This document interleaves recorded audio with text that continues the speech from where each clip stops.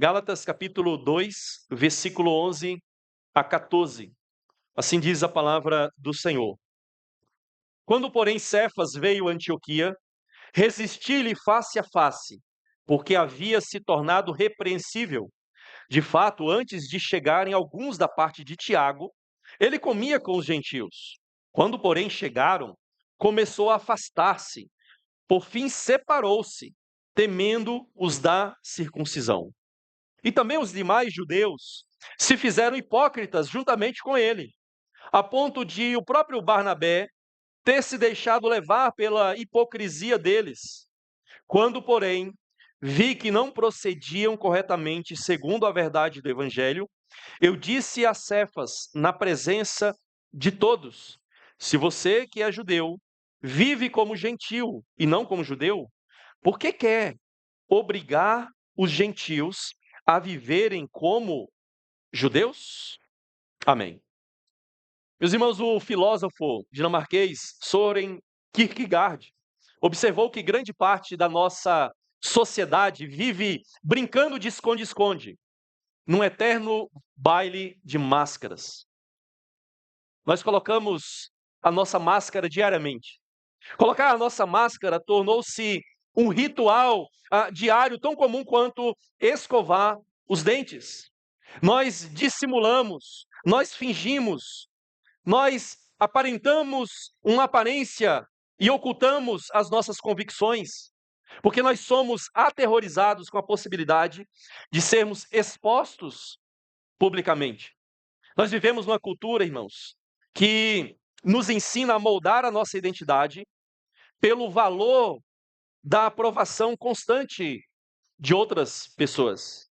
E o medo de sermos rejeitados transforma homens fortes em escravos covardes de espectadores humanos.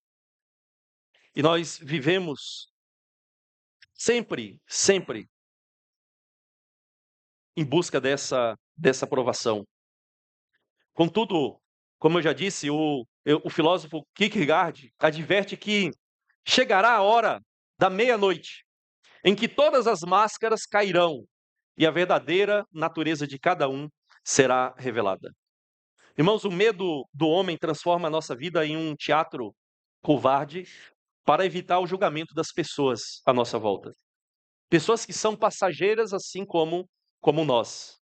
E foi exatamente esse tipo de máscara vergonhosa da hipocrisia que o apóstolo Pedro vestiu lá em Antioquia. E o motivo dele vestir essa máscara foi por causa do medo, do pavor de perder a aprovação do grupo de judeus que estava à sua volta. O apóstolo Paulo, porém, recusou-se a participar desse teatro religioso. E ele arrancou a máscara de Pedro publicamente para proteger a verdade do evangelho. E é por isso, então, irmãos, que nós vamos pensar hoje sobre rejeite o temor de homens pelo poder do evangelho. O poder do evangelho, crer de fato no evangelho, deve ser poderoso o suficiente para arrancar e fazer com que você rejeite esse temor de homens. E para alinharmos a nossa vida ao evangelho e vencermos o temor de homens, nós precisamos aplicar três atitudes fundamentais a partir do texto que nós acabamos de ler. A primeira atitude que nós precisamos ter, você precisa ter, é fuja da armadilha do medo de homens. Fuja da armadilha do medo de homens. Veja que o apóstolo Paulo relata que quando Cefas, ou Pedro, né? Cefas é o nome hebraico ou aramaico de Pedro. E quando ele veio a Antioquia, Paulo já relata que ele resistiu a Pedro face a face. E o motivo é porque ele se tornou digno de repreensão. Aí Paulo vai explicar o motivo disso. Ele vai dizer que, de fato, antes de chegarem alguns da parte de Tiago, então antes de virem alguns homens de Jerusalém, da parte do apóstolo Tiago, Pedro comia com todos. Ele sentava à mesa dos gentios, ele comia carne de porco, ele tinha comunhão com eles, tratava eles como irmãos em Cristo, tinha um relacionamento com eles verdadeiro. Só que Paulo vai dizer que quando chegaram esses homens da parte de Tiago, ele começou a afastar-se e por fim ele separou-se, temendo os da circuncisão. Como aqueles homens eram judeus, Pedro ficou com medo de que, ao se associar com aqueles irmãos gentios, ele fosse mal visto, ele fosse desqualificado diante daqueles irmãos. Veja, irmãos, que, de fato, o apóstolo Pedro, ele desfrutava dessa liberdade que o evangelho nos dá em Cristo, essa liberdade daquelas leis cerimoniais, daqueles rituais do Antigo Testamento. E Pedro desfrutava dessa verdadeira liberdade com os gentios, até que ele cedeu à intimidação e se afastou por temer aquele grupo da circuncisão. Agora observe o seguinte, o problema de Pedro não foi pregar uma heresia. O problema de Pedro foi viver uma heresia na prática. Ele não ensinava isso. Ele não estava pregando isso. Mas na prática ele estava sim pregando, sim mostrando que o evangelho não o libertou daquela escravidão. Que o evangelho não uniu gentios e judeus em um só povo, sem que o gentio tivesse que se tornar um judeu. Então, o seu comportamento declarava uma doutrina oposta àquela que a boca dele pregava. E note então, irmãos, que o pecado de Pedro não foi a ignorância da verdade. O problema de Pedro e da maioria de nós é a covardia em relação à verdade. Nós nos acovardamos diante das pessoas com medo de sermos desaprovados por ela. E nós sufocamos a verdade. E nós contradizemos a verdade. Então, observe que o problema de Pedro nasce no seu coração e não nas suas atitudes externas, não no seu comportamento social. O problema começa no coração. É o diagnóstico que o apóstolo Paulo faz. Ele temeu os da circuncisão. Ele foi intimidado por aqueles irmãos da circuncisão. Irmãos, o nosso coração, como já disse João Calvino, ele é uma perpétua fábrica de ídolos. A nossa imaginação humana, ela cria continuamente ídolos para que a gente seja sustentado por eles.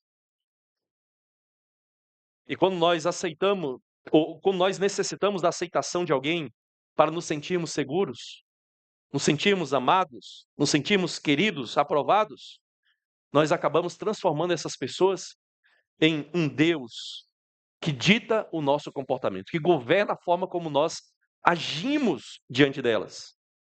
E esse medo da circuncisão produziu aqui no apóstolo Pedro essa conformidade social. E Pedro passou a agir segundo a pressão humana. Agora, pensa o seguinte, aqui eu creio que ninguém tem problema com a circuncisão, não é? Alguém tem um amigo judeu? Algum cristão judeu? Para sentar na mesa com ele? E ficar com medo de desagradá-lo porque você não está seguindo a dieta kosher, né? Acho que é assim que fala. Você não está evitando certos alimentos. Ou, quem sabe, porque você não se submeteu à circuncisão. Creio que nenhum de nós aqui, brasileiros, tem essa dificuldade. Talvez irmãos lá em Israel tenham esse mesmo problema antigo que o apóstolo Pedro e Paulo enfrentaram. Só que hoje, irmãos, existem outros grupos que funcionam da mesma forma como os da circuncisão. Às vezes você pode temer algumas coisas, porque você não quer passar como errado diante dos verdadeiros reformados, daqueles que se acham mais reformados do que João Calvino, daqueles que acham que são mais protestantes do que Lutero. E você não quer nenhum tipo de atitude que possa parecer que você não seja. E você não está fazendo isso por causa da verdade. Você está fazendo isso com medo de desagradar pessoas. E você dissimula. Talvez você tenha medo daqueles que se consideram os verdadeiros conservadores da nossa sociedade. E qualquer coisinha que você falar, que soe contrário, se você falar, não é que não vai votar em determinado candidato, só você falar que não gosta, aí pronto. Aí Só de você falar que não gosta, que acha que ele faz um mau governo, aí a pessoa já fica azeda com você. Então você teme falar isso. Mesmo que você seja, de fato, conservador.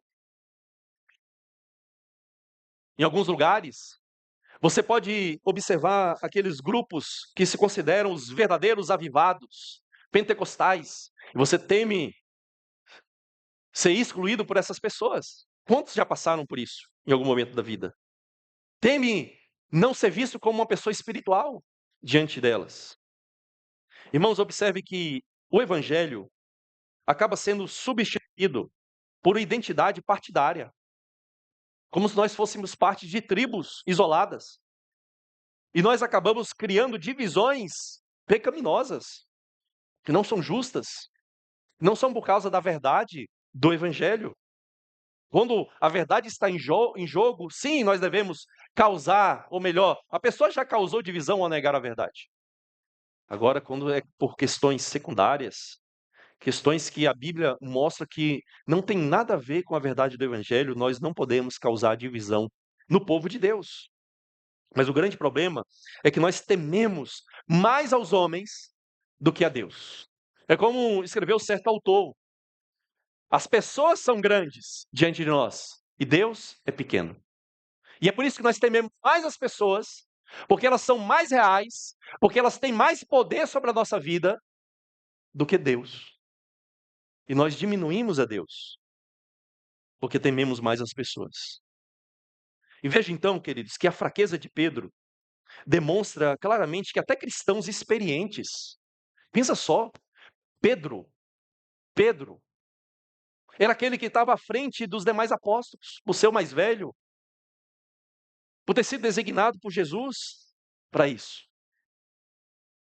E ele era um homem experiente, já havia passado aqui mais de uma década, quem sabe 2 décadas, desde que Jesus havia retornado para o céu. E Pedro, um cristão experiente, negligenciou a glória de Deus quando passou a ver as pessoas como maiores do que Deus, como superiores ou mais importantes do que Deus para a vida dele, para a identidade dele. Então a questão é que, se Pedro, um homem experiente como ele, um apóstolo, pode fazer isso, imagina eu e você. Você pode defender o evangelho com seus lábios, só que ao mesmo tempo você pode negá-lo com o seu comportamento. Agora pense comigo, onde a sua prática está comunicando algo diferente daquilo que você afirma crer? Você afirma crer no evangelho da graça de Deus. Você afirma crer que você foi aceito por Deus por causa da cruz de Cristo, que você foi justificado porque você tem fé em Cristo. Mas onde no seu comportamento você está comunicando algo diferente dessa profissão de fé? Profissão de fé. O seu comportamento, muitas vezes, vai ser uma profissão de fé muito mais alta, muito mais audível do que aquilo que você afirma com os seus lábios. Você fala sobre a graça, não fala? Só que você trata as pessoas segundo o desempenho delas, não é isso? Não é assim que na família funciona? Você trata a sua esposa ou o seu esposo conforme o desempenho dele naquela semana. Se agiu corretamente, se agiu bem, aí você trata com bondade. Se agiu mal, se não agradou, como é que você faz? Você age com a lei. Você age com juízo. Você age com punição para aquela pessoa. Mas você afirma viver pela graça. Mas você vive de maneira legalista pela lei. Você fala sobre a unidade da igreja, que a igreja precisa ser uma, que nós precisamos ter comunhão, que não pode ter divisão. Só que você mantém os seus favoritismos egoístas na igreja. Você mantém o seu grupinho. Você não olha para a sua volta, aquele irmão que está afastado, está distante, que não está tendo um verdadeiro relacionamento com os outros e não chama junto. É muito mais confortável para você, para mim, vivermos com aquelas pessoas que a gente já conhece. Já está tudo sob controle, a gente sabe o que a gente pode falar, o que não pode falar, o que ela gosta, o que ela não gosta. É muito mais fácil. Então a gente fala sobre unidade, mas a nossa forma de tratar as pessoas Demonstra que nós lutamos contra a unidade, prejudicamos a unidade da igreja. Você fala sobre Cristo ser suficiente para a sua vida, só que você busca a aceitação em status.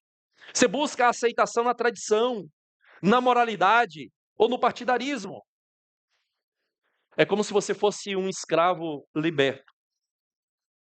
Você foi liberto logo após a lei da abolição da escravatura. Mas como um escravo, você sabe que a lei já garantiu a sua liberdade, já garantiu os seus direitos. Só que ao caminhar pela cidade, você vê um senhor branco e ele grita e ameaça você. E então, embora na sua cabeça, na sua mente, você saiba que você é totalmente livre, o seu antigo medo paralisa. E você abaixa a cabeça e você se submete como um escravo na prática. Porque o temor aos homens faz você esquecer a liberdade conquistada na cruz. E faz com que você haja como um prisioneiro, um eterno prisioneiro. Crianças, talvez vocês, na escola, ignorem os colegas mais simples e até recuse a amizade, a comunhão com eles apenas para evitar a zombaria do grupinho que se considera mais importante na escola. Será que você não faz isso, criança? E o que você precisa fazer diante disso? Você precisa rejeitar completamente esse medo de ser excluído na escola, entre os amigos, e passe a tratar os outros exatamente com o amor gracioso que Jesus demonstrou por você, quando salvou você da condenação. E nós adultos, irmãos, quantas vezes nós escondemos as nossas convicções no ambiente de trabalho para garantir a simpatia do chefe, para não sofrer retaliação,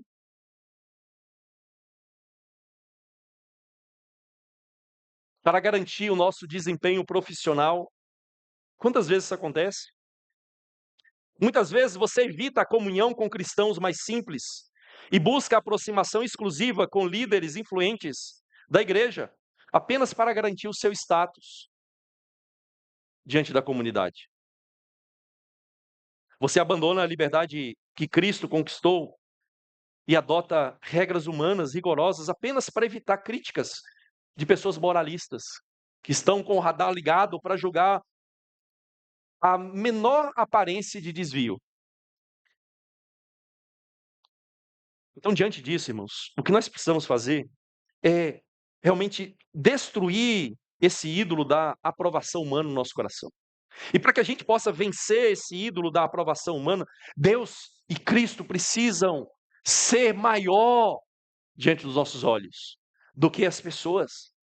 A gente precisa temer mais ao Senhor do que as pessoas. E nós precisamos fundamentar a nossa identidade no Senhor e não na aprovação das pessoas. Mas o temor de homens e a covardia pessoal nunca afeta apenas a sua própria vida.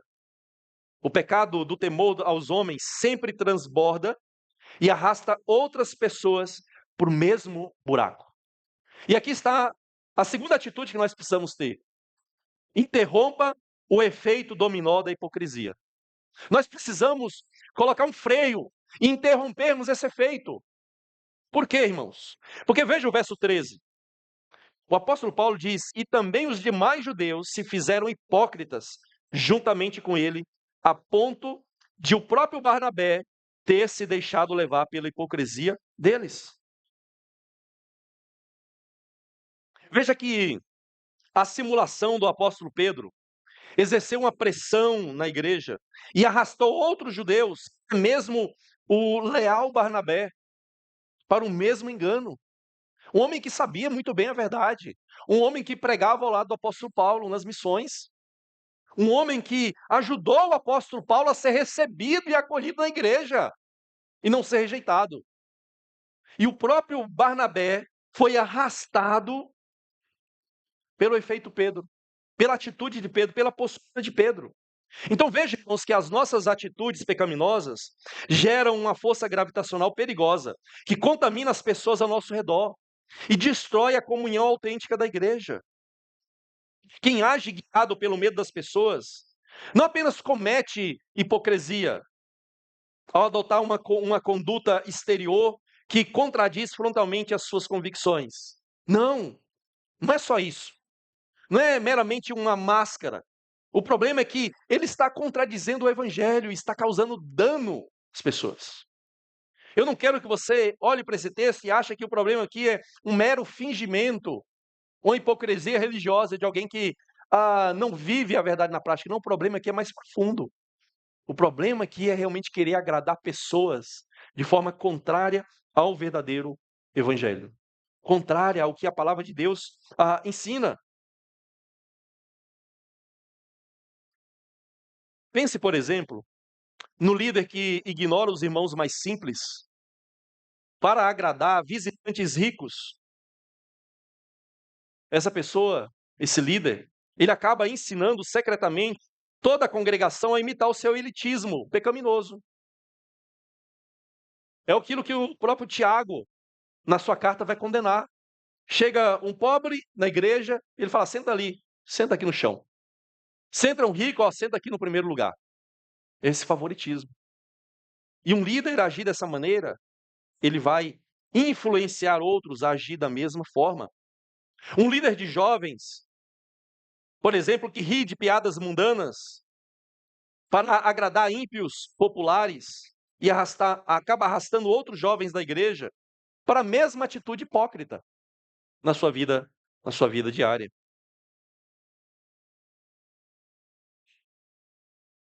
Novamente, eu gostaria de falar com as crianças. Crianças, será que vocês, por acaso, não agem como um anjo obediente quando os professores olham, mas são cúmplices da bagunça, da desordem, quando ninguém com autoridade está vendo você? Será que você não age assim, com esse mesmo temor de pessoas? Não com temor a Deus, porque quem teme a Deus vai querer fazer o que é certo, porque sabe que Deus está vendo. Mas quem só teme pessoas, vai fazer o que é certo só diante dessas pessoas.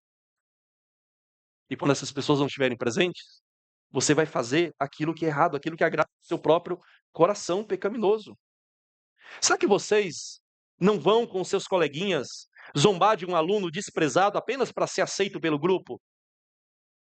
Apenas para serem aceitos pelos colegas mais populares da escola? Será que vocês não agem dessa maneira? Por partidarismo? Porque querem ser acolhidos, amados, bem vistos? E diante disso você precisa ser corajoso para parar de ir com a manada, imitando o que é mal. E você precisa aprender, desde pequeno, a ser gracioso, assim como Jesus foi gracioso com você e te acolheu.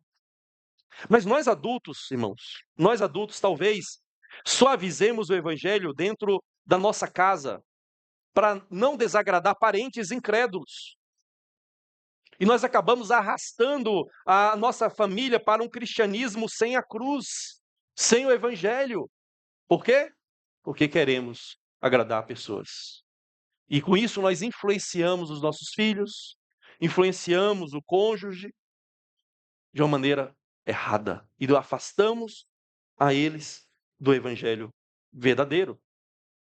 Também você pode ser que você também altere o seu comportamento e finja concordar com as panelinhas da igreja.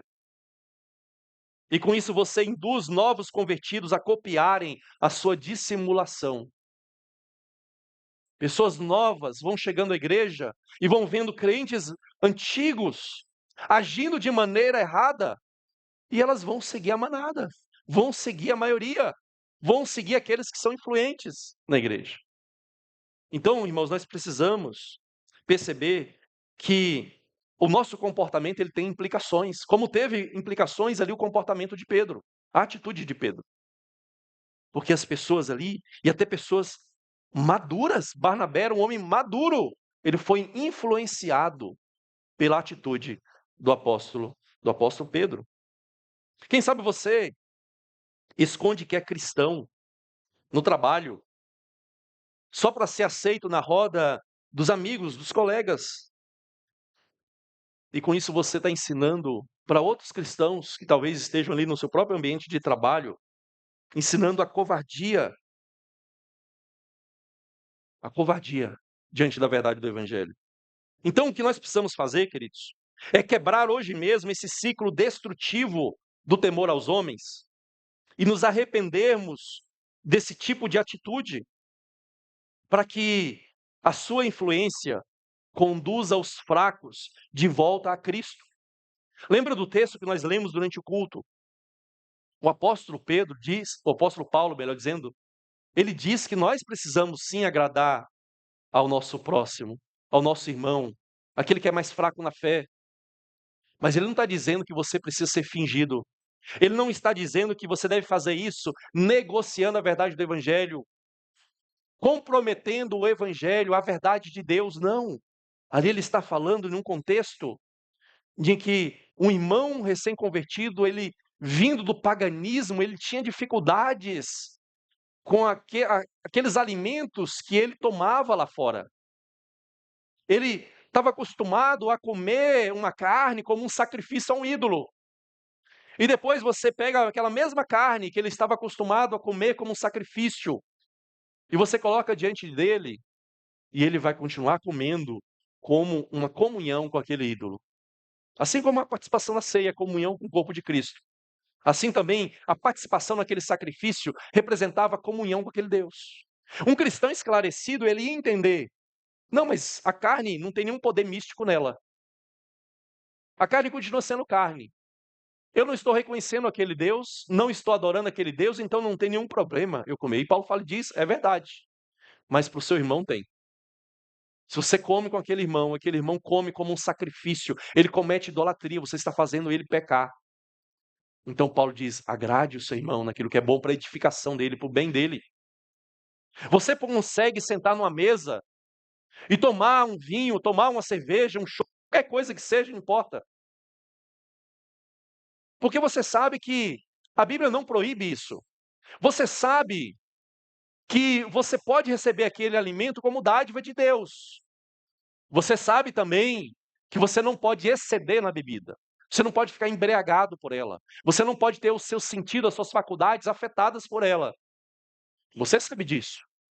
Mas tem um irmão que ele chegou recentemente na igreja e ele veio de um contexto em que ele enchia o porre, né? Tomava um porre, né? Como dizem, né? Ele se embriagava. Beber para ele é sinônimo de se embriagar. Você está ali na mesa com você serve um vinho, serve cerveja. Você não discipulou aquele irmão, você não se preocupou com ele. Aí como é que ele vai agir? Ele vai agir da mesma forma como você, maduros, age? Não, ele vai se embriagar.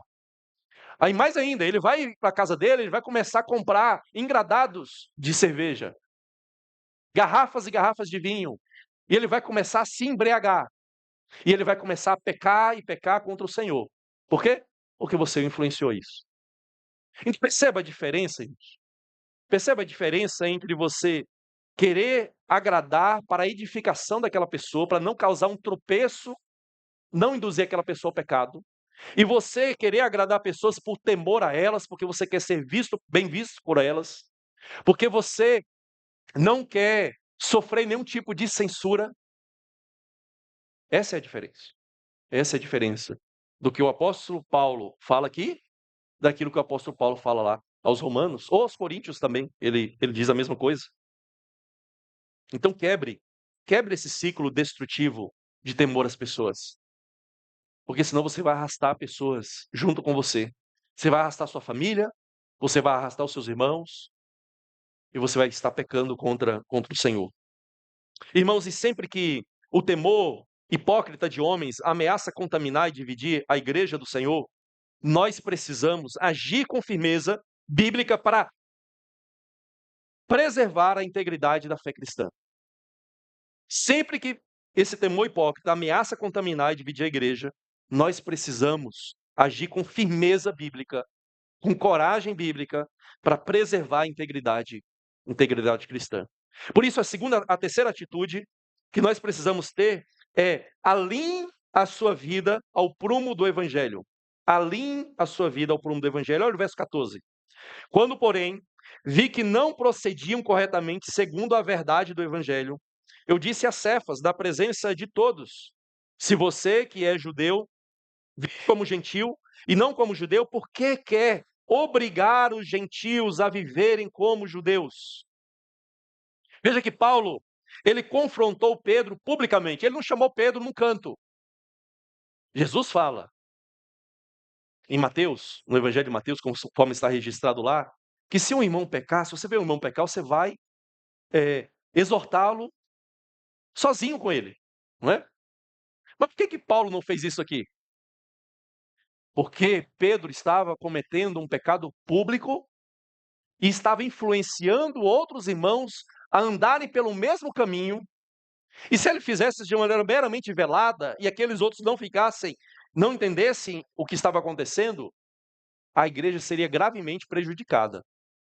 Então, nesse contexto, foi necessário e santo que Pedro fosse publicamente repreendido, para que aquele comportamento fosse interrompido e a liberdade cristã do evangelho não fosse comprometida. Irmãos, a sã doutrina exige a prática correta. Exige uma prática correta nas nossas vidas.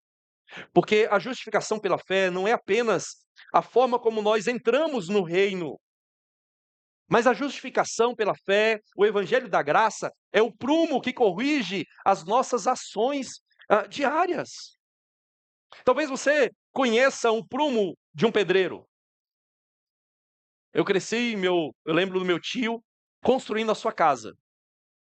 E ele tinha, e eu brincava com isso, né? Aquele prumo, aquela corda com uma peça de ferro com chumbo bem pesada, com a madeira que você encosta numa parte e você vê se a parede está correta, está na vertical, não está inclinada, não está tombando. E o pedreiro, então, ele usa esse prumo de chumbo para garantir que essa parede não suba torta.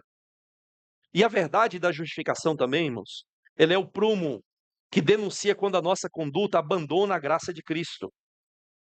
O evangelho da cruz é o prumo de Deus que detecta os nossos desvios de caráter. Então nós precisamos corrigir a nossa vida, corrigir a direção que nós estamos seguindo por meio do evangelho. Crianças, tenham uma coragem cristã de defender aquele colega que sofre bullying na escola, mesmo sabendo que o grupo dos populares vai rejeitar sua amizade. Defenda, defenda, não se omita. Imagina se o apóstolo Paulo tivesse se omitido diante daquilo ali, para não ser rejeitado pelas pessoas também. Não, não se omita diante disso. Confie na força do Espírito Santo e deixe que a graça de Cristo guie as suas atitudes em todos os lugares que vocês estiverem. Sabe, nós, irmãos, não tratamos cristãos de classes sociais diferentes com com o mesmo respeito, provando que a cruz de Cristo derrubou as barreiras sociais. Será que nós não tratamos de forma distinta? Ou será que nós temos tratado de forma igual, mostrando que diferenças sociais, econômicas, não são um motivo para vivermos em união ou deixarmos de viver em comunhão com essas pessoas? Uma outra pergunta para você: qual foi a última vez que você confrontou em amor um irmão que vive no erro ou que se cala de forma covarde porque prefere manter a paz em vez de revelar a verdade de Deus? Qual foi a última vez que você repreendeu uma pessoa assim? Qual foi a última vez que você chamou e falou: olha, a sua atitude está errada, a sua postura está errada, e você está sendo uma má influência para outros irmãos com essa sua postura? Então, queridos, nós precisamos renovar o nosso compromisso com Cristo e com a verdade do Evangelho e permitir que essas verdades da justificação, da salvação pela graça, Purifique o nosso coração desses medos, desses temores humanos, dessas motivações egoístas e nos faça destruir esses ídolos do nosso coração, esse ídolo da aprovação, de querer ser bem visto, de querer ser aceito pelas pessoas. A nossa conduta pública deve transbordar a riqueza da nossa fé, refletindo a obra consumada de Cristo e a libertação definitiva das nossas velhas correntes, das nossas velhas correntes. Para concluir, queridos, você pode defender o evangelho da graça com seus lábios, só que terminar negando ele completamente com as suas atitudes, quando o medo humano domina o seu coração covarde. Note novamente que o pecado de Pedro não foi ignorância. O pecado de Pedro foi covardia. Foi covardia. Então pare de falar que Jesus é suficiente para a sua vida, enquanto você busca aceitação em status, tradição, moralidade, para satisfazer a sua idolatria de temor de homens. O medo do julgamento, queridos, das pessoas, acorrenta a nossa alma. Ele rouba o nosso fervor para com Deus. Então assuma a sua liberdade redimida e caminhe sem medo da opinião das outras pessoas. Destrua esses altares da aprovação humana no seu coração e coloque o temor a Deus e a justificação pela fé como armas para destruir o medo dessa opinião das pessoas. Agarre-se à justificação pela fé como seu guia diário. Mostre ao mundo que a aceitação divina em Cristo é suficiente para a sua vida, para a sua identidade, para a sua satisfação. Contemple o Cordeiro, contemple a Cristo, que suportou a pior vergonha da rejeição pública, da rejeição humana na cruz do Calvário, para que você pudesse ter liberdade, para que você hoje pudesse viver uma vida livre dessa escravidão da aprovação humana. Responda a esse sacrifício perfeito de Cristo com a obediência destemida a Ele, vivendo com a certeza de que a sua maravilhosa graça esmaga para sempre os seus maiores medos. Maiores medos. Meus irmãos, nós vamos participar da ceia do Senhor. E a ceia do Senhor representa essa comunhão que nós temos em Cristo. Nós ouvimos a palavra pregada, e a ceia é essa palavra vista diante de nós. Nós comemos de um só pão, e nós somos um só corpo em Cristo. E Cristo morreu por nós para nos unir. Cristo morreu por judeus e gentios para formar uma só igreja, sem barreiras sociais, sem barreiras raciais, sem barreiras nenhuma.